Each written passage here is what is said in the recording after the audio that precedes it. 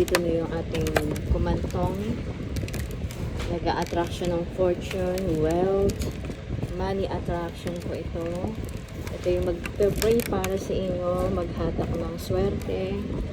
Meron tayong dalawa available. Buksan natin yung isa. So yun po, nag-help yan para sa swerte papasok sa inyong tahanan, negosyo.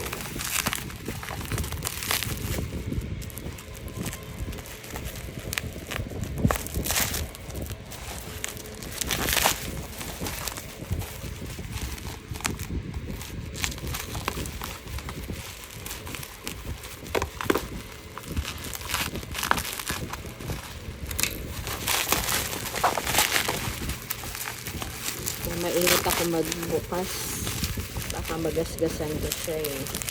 Sayang din ang bubble wrap.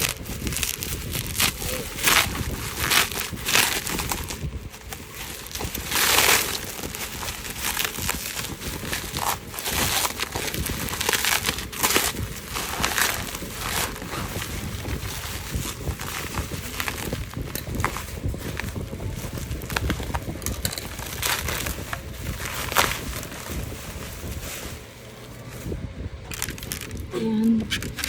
Meron akong dalawang pirasong kumantong. Sa interesado po, pwede ito ilagay sa inyong negosyo, sa inyong tahanan. Ayan. Pero ito nakatapat lagi po sa pinto. Maganda po yan. Ito ang itsura niya. Ito yung sa akin naman. Ayan. Ang ganda. Meron po yung dasal.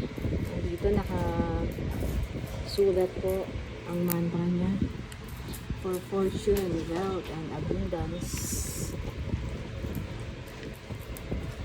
I-end na po sa interested.